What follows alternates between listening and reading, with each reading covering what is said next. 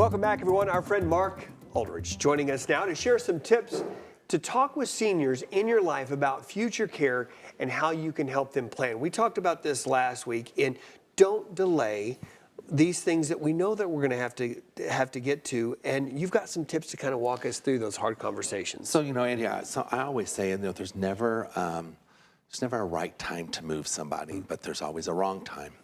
So I think as the family, we need to make sure we know what's going on in that family. And as we spoke last time, we brought up, hey, let's get the camera, let's get the video, so if somebody's coming to their door, but have it go to your phone. Yeah.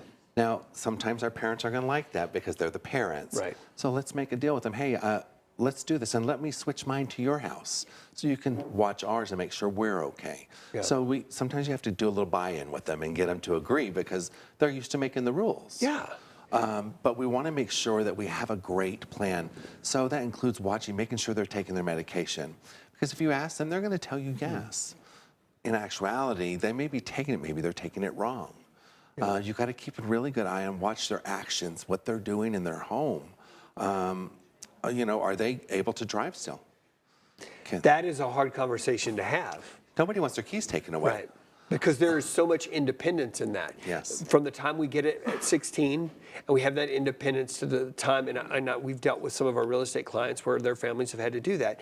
That is a hard thing. But if you have conversations leading up to that, don't wait till the last second. Right. Yep. Right. We always want to try to stay ahead of it.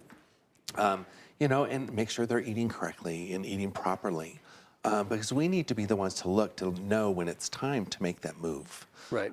They're never going to want to move. It's their home, especially if they've lived there for 20, 30 years. But for their safety and their well-being. The other thing that I always tell people is when you're going and you're starting to make that look, don't use the word facility. Right. Don't use the word as what they would call old folks' home. Yeah, that's not It's great. a community, and they're not like that anymore. Right. These are apartment communities, to be honest, because everybody has their own door to their room. They usually have a small kitchenette, a bedroom, a small living room, a bathroom. So it's an apartment, and we don't want them to feel like we're throwing them away or locking them up because they already felt throwaway. I think the best thing when we had to move my mom into a extended living place, it gave us 10 extra years. I truly believe that because she got in there and she got around people and she became the treasurer of the little group that they have. There's all these different things. And I truly believe that my mom made the most of those last 10 years because she was surrounded by people that loved her and they were just checking in on her as well. Yes, we have to make sure of that. Yeah. So how do we start preparing to have those conversations? Again, you said there's never a wrong time. What are some of the things that we can do in terms of the time frame? So, it's just by watching, because each person's going to be individualized. Okay. But start with the simple things, like with the camera. Start with that camera. Start with working with them. Start with putting those trackers in their car.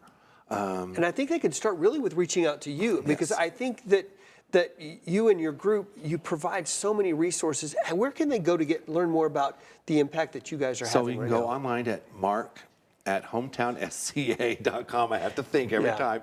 Or you can reach me at my cell phone, which is 806-290-5532. Our services are free to the family and to the senior.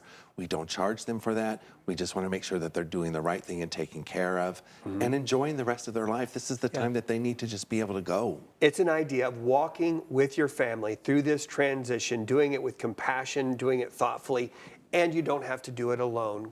Give my friend Mark a call, and he can talk about having some of those early conversations and kind of get you moving in the right direction. Mark, as always, we appreciate you. Thank you.